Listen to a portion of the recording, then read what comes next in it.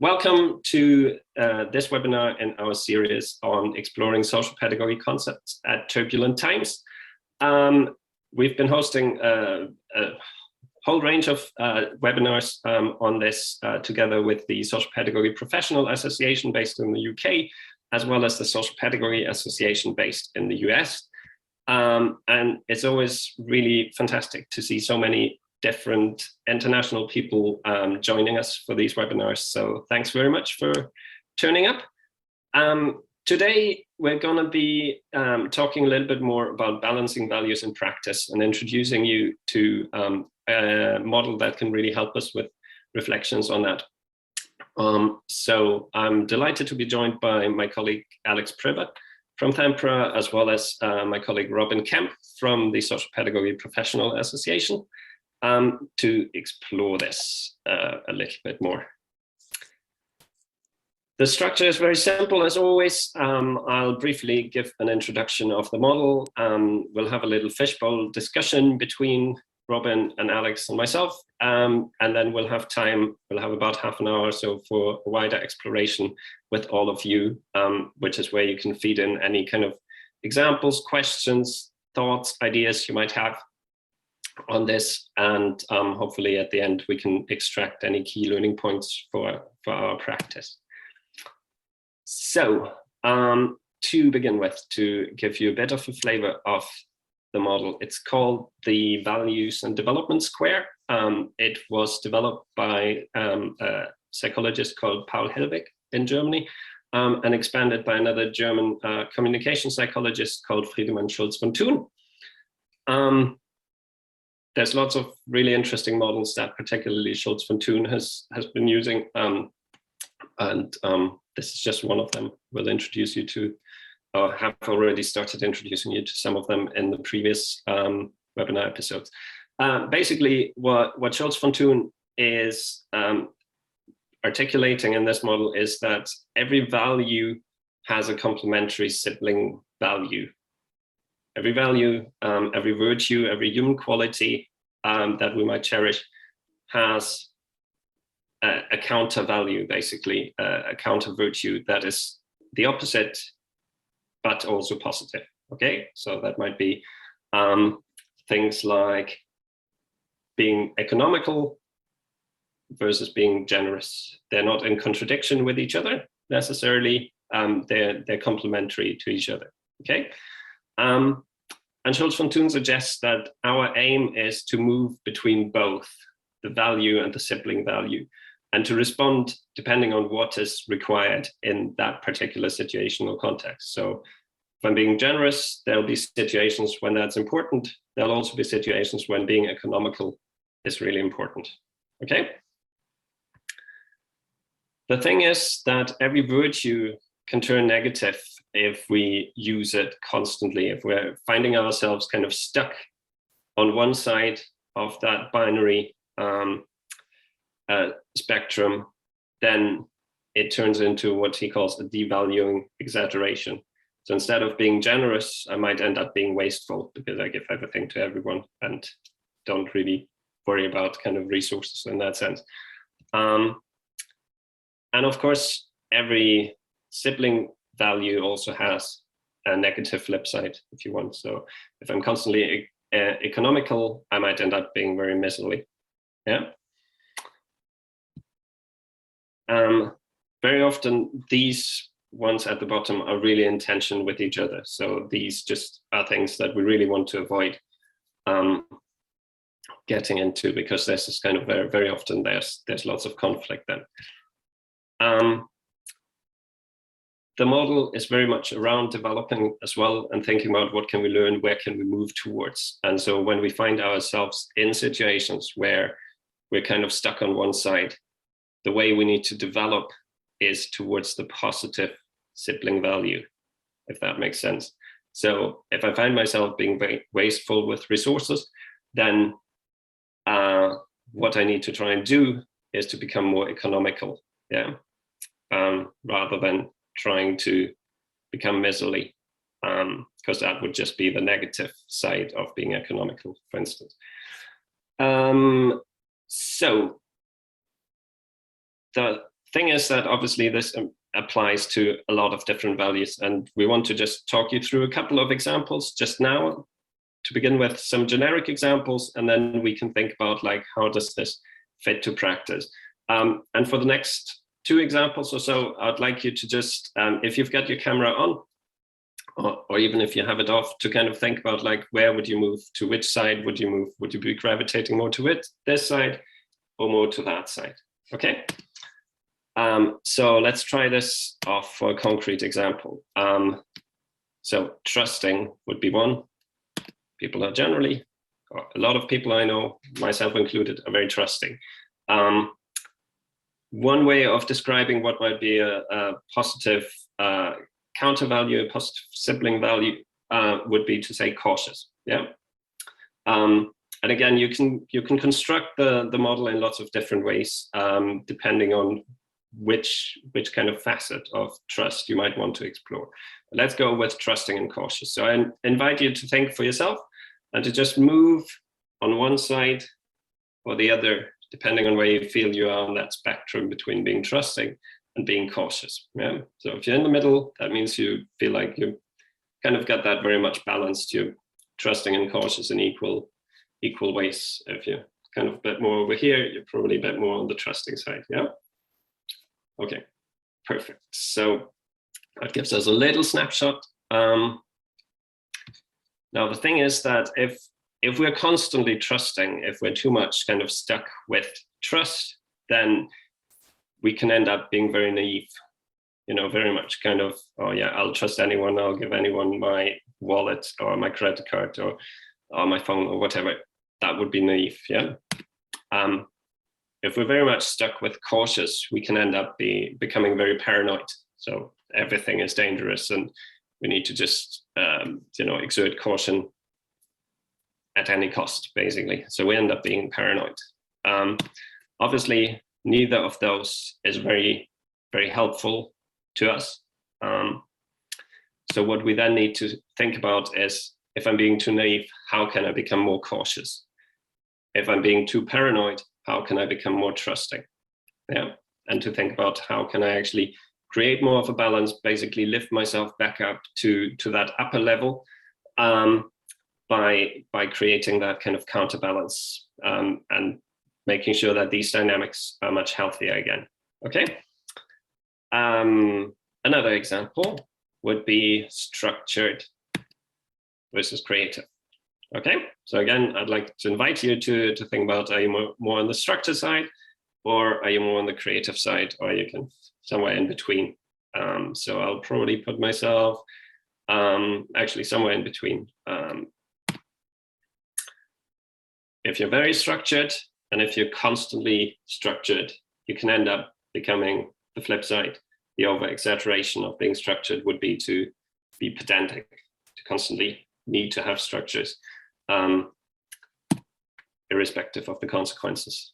If you're creative and you're kind of over-exaggerating that virtue, you can end up being very much chaotic, appearing chaotic to everybody else. You just kind of completely ignore anything that you might have worked on before, just go completely with the flow, chaos all around.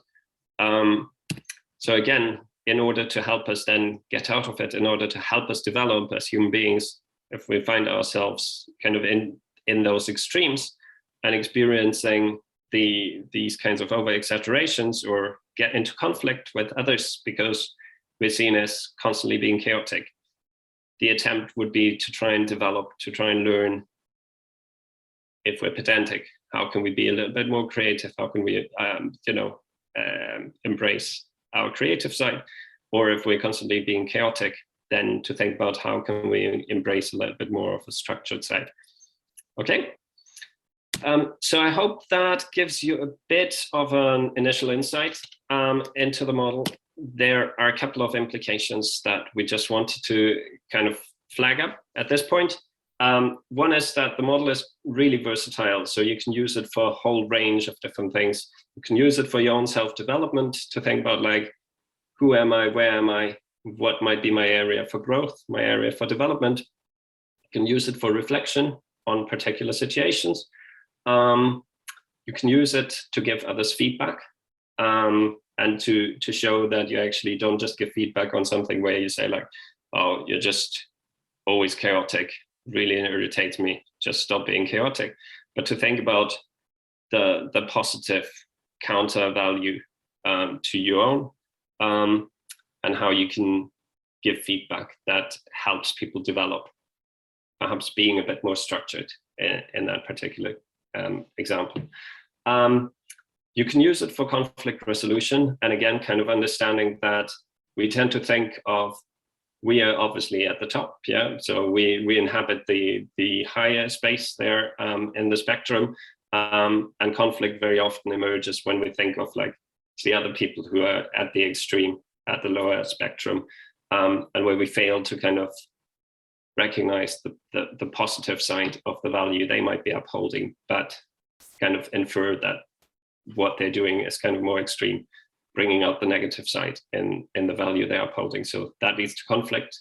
If we use the model, we can hopefully see a way to resolve that conflict. And you can also use the model for goal setting, for thinking about what do I need to think about when I pursue my goals, so that I'm kind of keeping things in balance. A little bit more on that later. It's also very interesting, particularly for us in social care, where we hold particular values very much in high regard, where we talk very much about value-based practice. And so our values are really important. And it's really paramount that we also consider the sibling values, as well as thinking about the devaluing exaggerations of the values we hold highly. Yeah. So if you think about compassion, for instance, what might be a sibling value to that? But also, if we're constantly compassionate, what might be the flip side to that is another thing to keep in mind. So for compassion, that might be that if compassion is the ability to kind of feel and see and imagine the life from the perspective of someone else, a positive counter value to that might be self-care, the ability to kind of really be in tune with how I see life, what's going on for me. Okay. If I take compassion to the extreme, then that might mean that I'm not in self-care at all, but I'm kind of lost in a sea of what's going on for everybody else, a sea of emotions around me. And also I might be perceived as someone who just pities other people, thinks of themselves as more highly, and just pities other people. So there's loads of ways in which we can use that model, for instance, to think about like, what does compassion actually mean, and how can we make sure that we balance it? What do we balance it with, etc. And we can play that through for things like humility, curiosity, honesty, reliability, any value really that you hold highly. You can think about like what might be a complementary value to that in a positive way, but also what might happen if we take it to the extremes. As I said, we tend to think that we're fine, we're great, and that's important. It can lead to conflict when we think that other people who might be valuing the kind of complementary thing to myself are kind of exaggerating what's going on for that. And the other point to make as well is around defensive practice. So the fear of the flip side of the sibling value can easily lead us to actually devalue our own virtue. Yeah. So if I'm constantly worried about being seen as a pushover, then I might just be constantly strict. So that can have its own negative, implications. I think the other last thing to say just here is that we can easily not just look at this model and better understand interpersonal relationships and dynamics, but we can also look at it at a cultural level too, like what are our cultural norms, what are our cultural values, and what are the implications of that. So for instance, in France, one of the things is very much assimilation, being French. And how does that potentially clash with a positive counter value of diversity? Or how does the positive value of individuality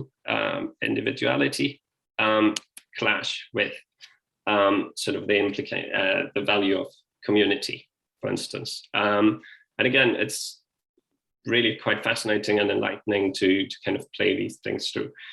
We haven't got time for that just yet, but I would like to just pass on to my colleague Alex, who's got some examples that she wanted to share about how can you use that model, for instance, within foster care.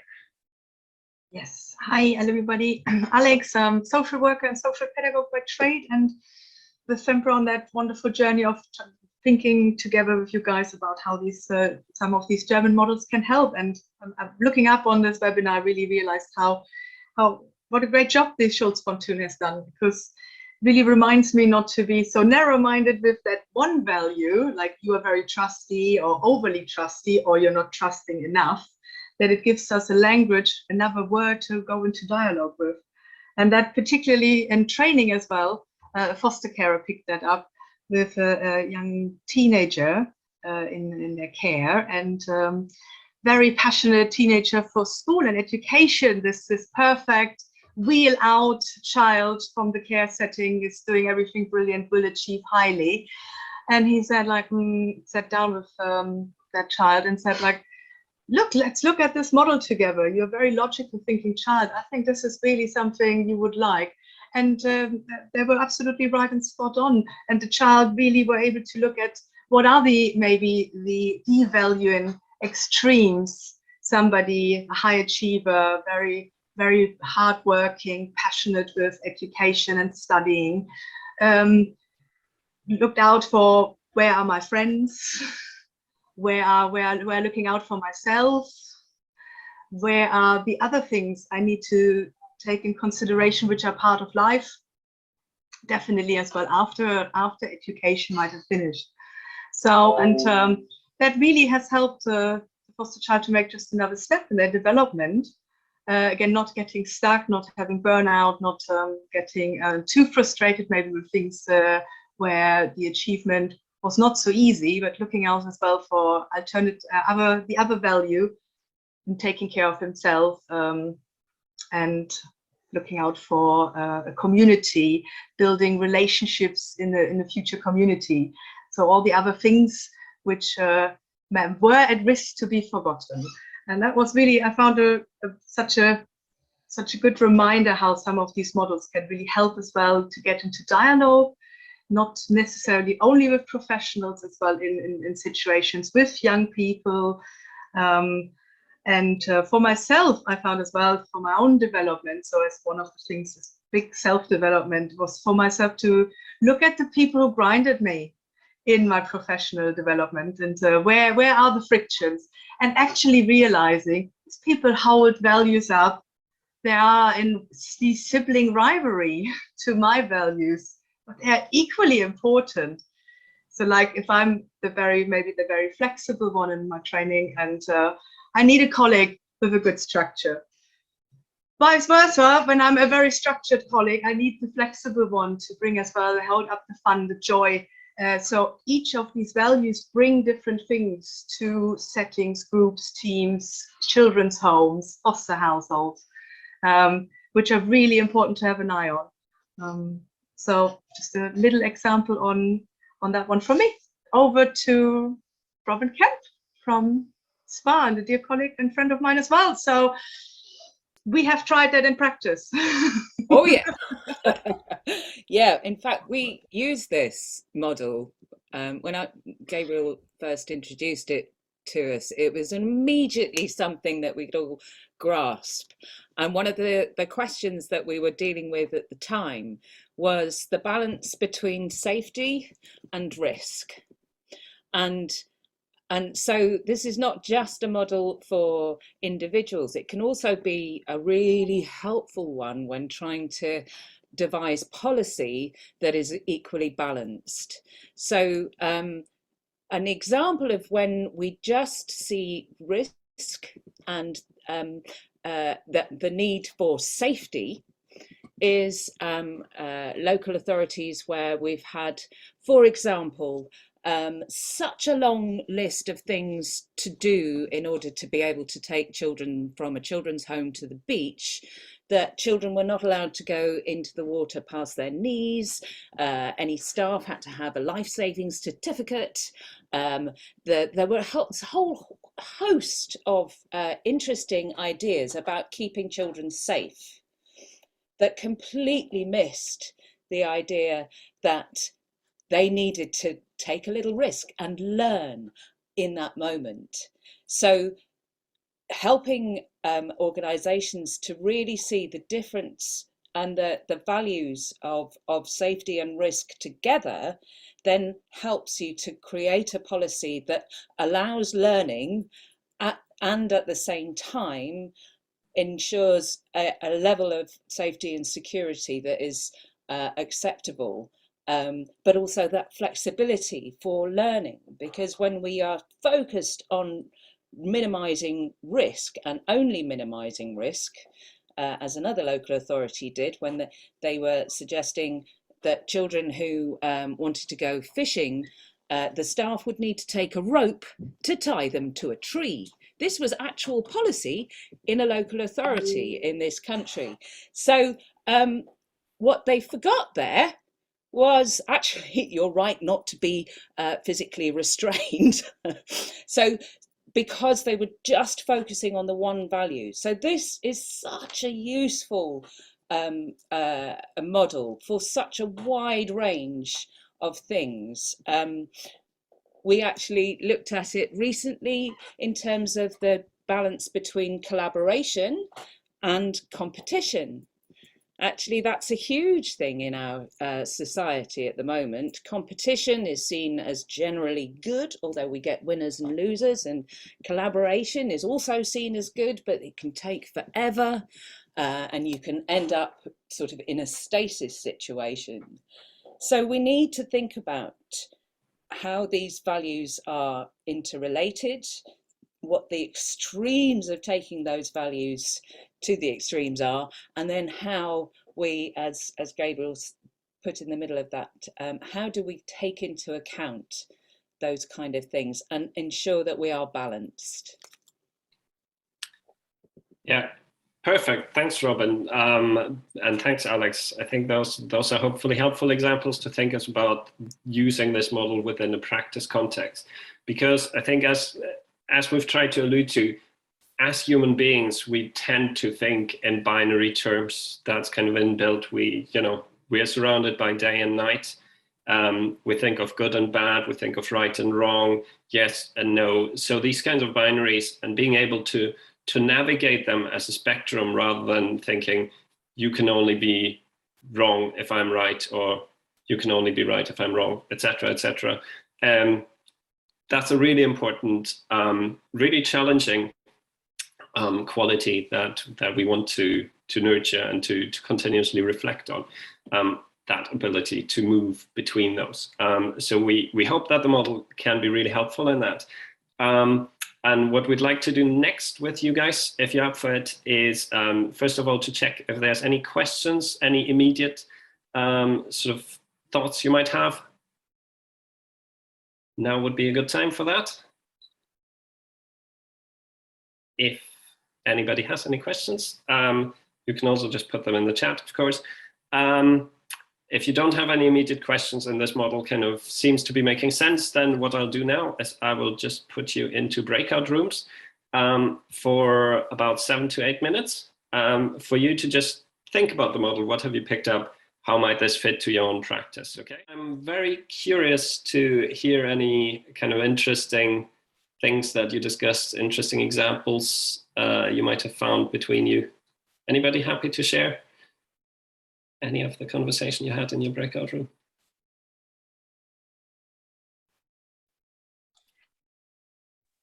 Okay, well, I guess in our breakout room, I'll go first. And I say we were thinking about not being aware of the model.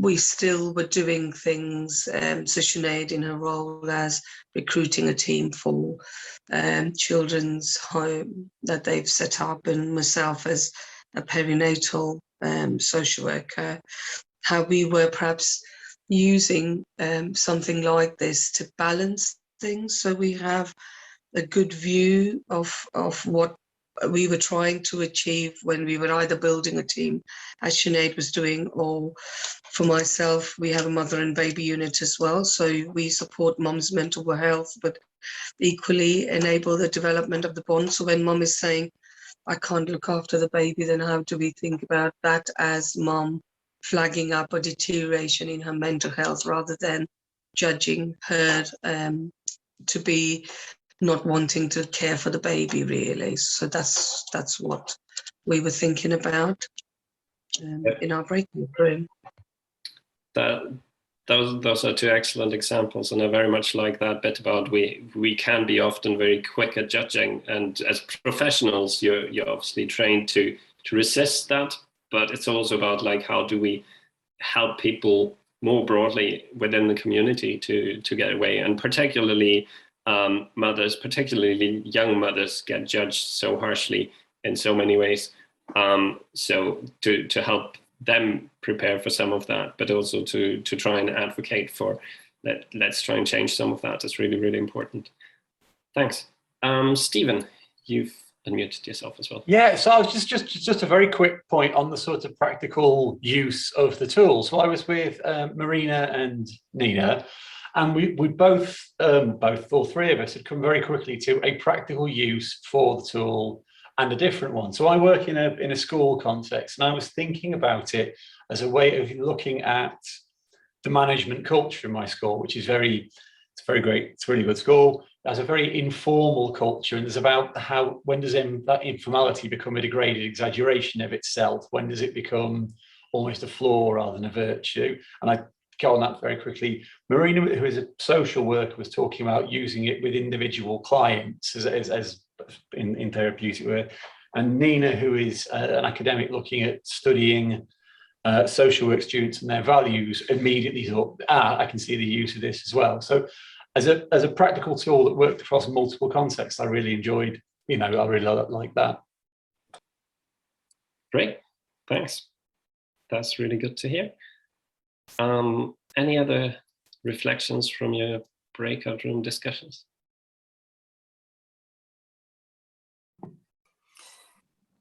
Hi, I was in a room with Molly, and we both were saying it was a little bit confusing at the beginning, but then the examples made it a bit clearer. And I'm picking up, it's like taking calculated risks and looking at that. I think people work with, I never considered that opposites could still be both positive. I'd always thought if it's an opposite, it's one's negative, one's positive. And now looking at this, it's made me realise that I see this going on in the young people all the time when they're trying to do the right thing. They have this sibling rivalry going on in their head, and it's kind of made it a bit clearer for me. So thank you for that. Great, thanks for sharing that. That's really good to hear. That is good to hear. Because with safety and risk, you've also got security and learning. So yeah, there are lots of positives. Any more? I think Stacey and I were similar when we were talking to Robyn and saying that very easy access to examples really helps with the learning. So you can immediately link it to, I was reflecting on my colleagues and my team where you see each other in certain roles, and that idea that one person is very structured, somebody else is a little bit more sort of creative and out of the box, and those two can, if you bring them together, complement and work together, rather than you having sort of battles in meetings or when you're planning something to see which is the right approach. So I think we both felt from the model you could immediately identify, and then the examples sort of made it easier to sort of absorb and learn from. So yeah, really useful. Great. Abigail, I saw you had a really interesting example that you put here in the chat. Would you be happy to tell us a little bit more about that?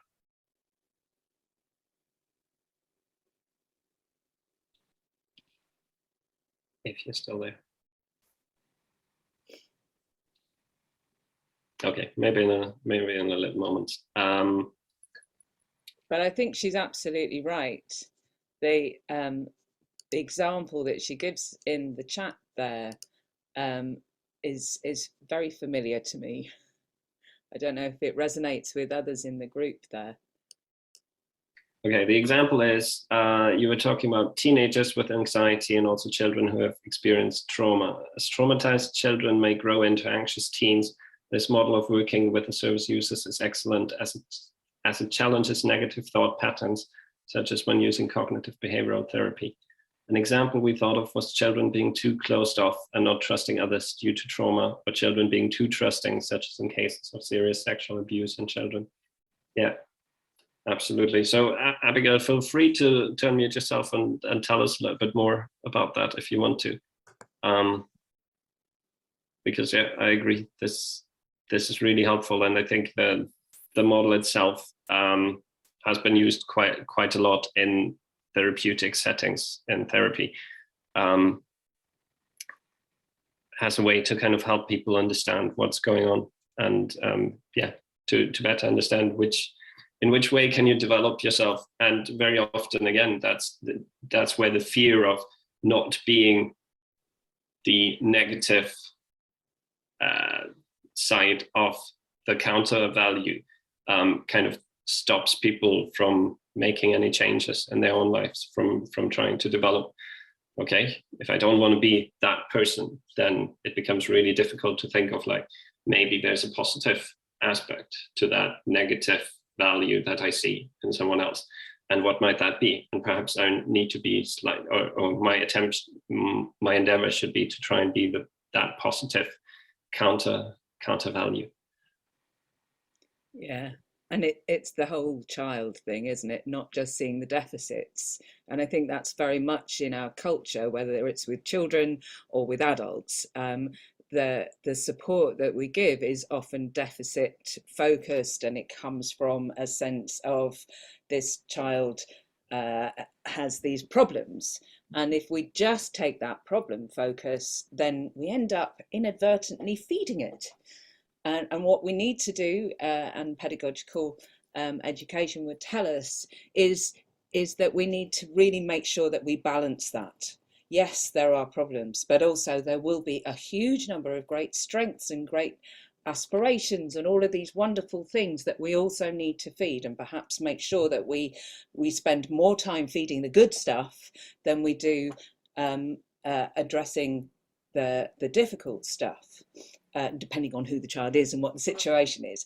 But it is about that, when we're very conscious of our context, and in the UK we have quite a problem-focused way of looking at social welfare. If we start trying to balance those out a bit, then we could perhaps see the whole child, the whole person, not just the sum of their problems. Yeah, absolutely.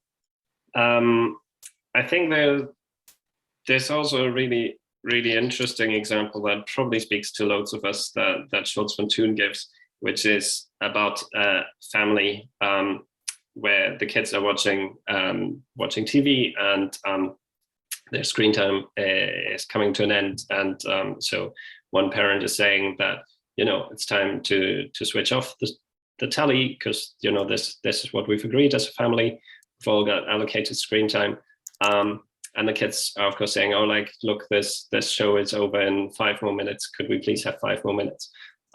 The other parent is very much kind of happy to give in to that request, because that parent thinks like, well, actually, we need to really be flexible. We need to, you know, understand that in some situations we need to divert from the rules we set ourselves. We don't just want to have rules for the sake of having rules.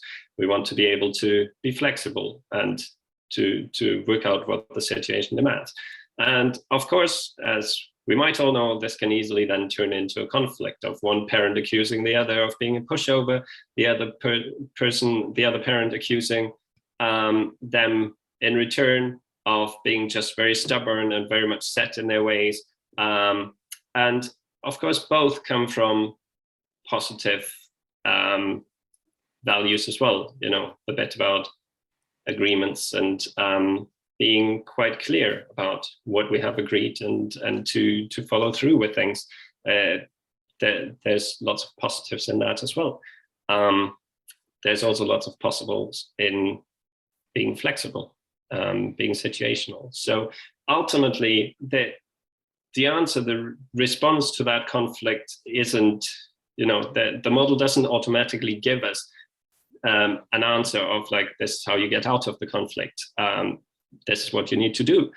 But it helps us better understand the dynamics within that. And it helps us better understand that each situation has slightly different dynamics. And so what might be the solution in one family situation might be slightly different things to what might be the solution in another family situation. Some of that will depend on the history and on the personalities as well that are involved. And so we all need to kind of try and work that out together. And where we do that together with everybody, that can have really positive implications.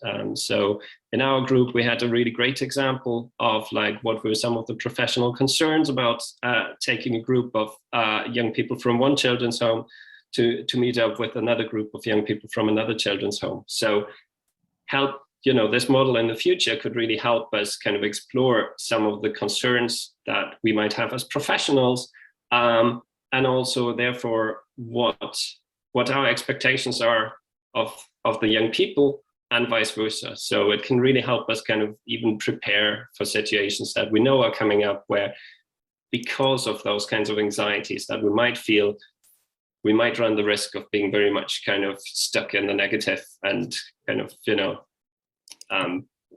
putting barriers in between ourselves and the young people that we clearly don't want to, you know, we don't want to have those barriers.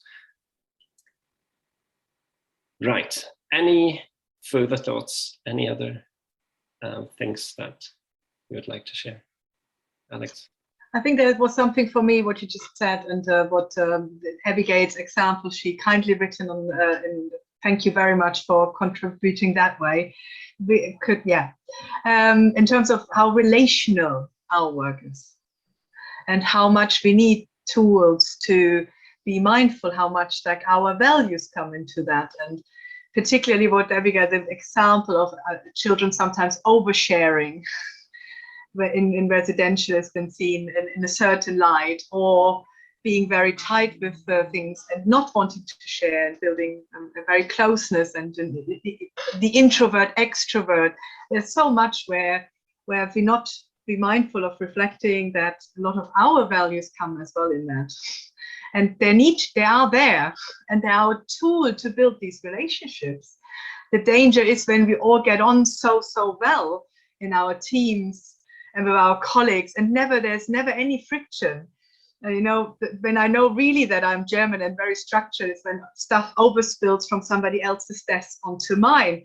I wouldn't ever have thought I'm that kind of person, but that are these feelings when you're maybe stressed at work, and then all of a sudden your word is not the way how you value it, and how much you need this reflection, and how much these moments have reminded me for young people, and taking their views so much stronger in consideration, because what do I know about the world, as you say, Abigail, from young people with trauma background, etc., how much we need to get into dialogue, open it up with other professionals, to get a fuller picture. So thank you for that. Yeah, I wonder, Alex, can you say a little bit more about this aspect around conflict, because conflict is often seen as something that's kind of negative, you know, obviously tough for the people involved in the conflict, but it's also important to point out that there are really important aspects around conflict. Conflict is necessary for learning. Well, it links so nicely what you say about the beginning of the thoughts, the Aristotelian stuff, the by day night.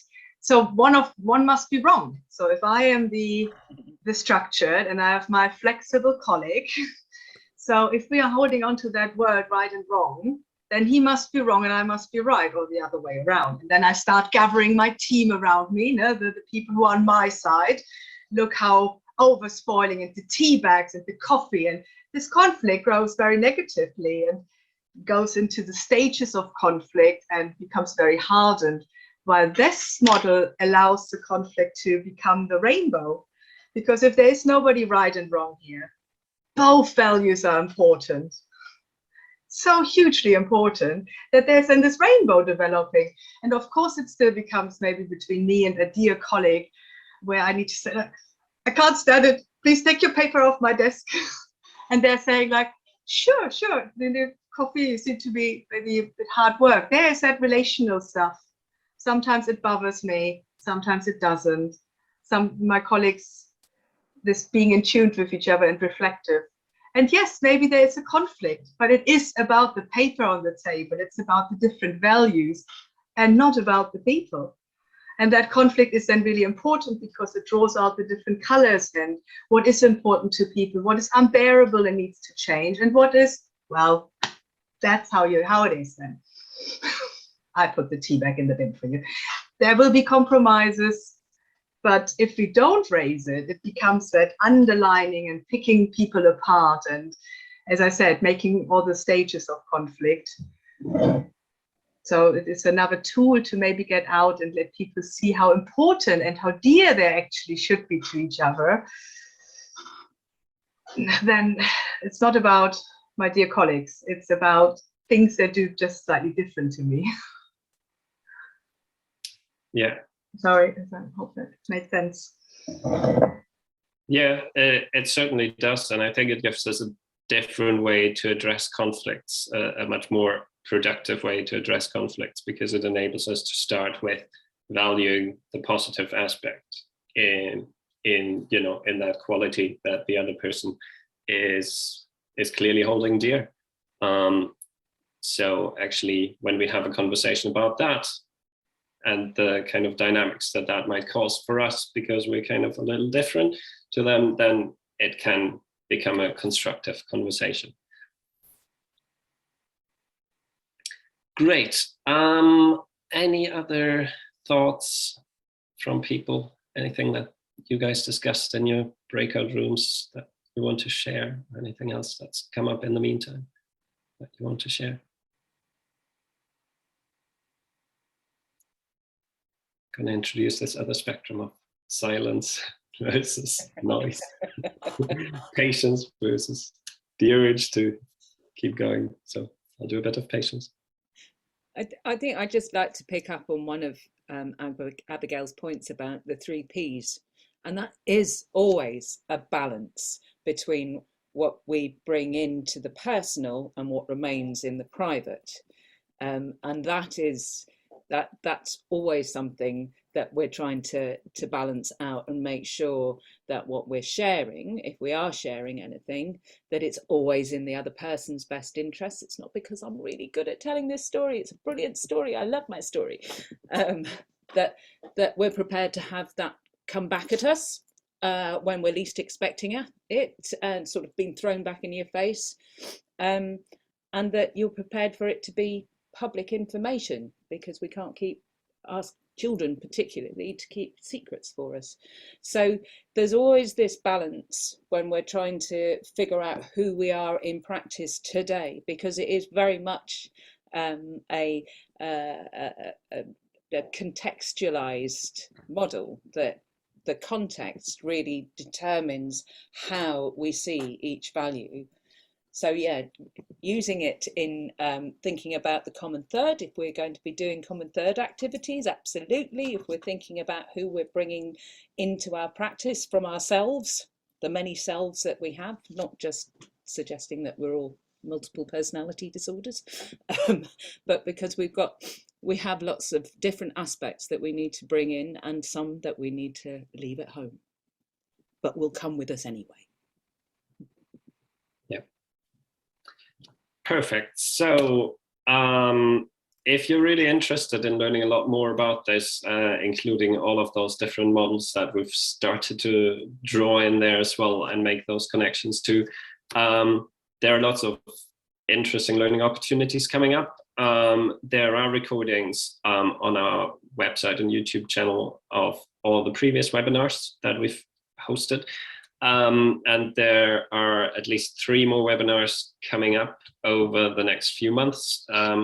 We are doing one on co-production, which is going to take place on the 30th of March at 10 o'clock UK time. We're doing another one on another really interesting German model called the Riemann-Thomann model, and more about that and what all of that is about on the 26th of April. Again, 10 o'clock, so you might want to join us for that. And I think we're doing a session on life world orientation, which we'd hoped to do earlier this year. And I think the date for that is going to be the 23rd of May. So stay tuned for all of that.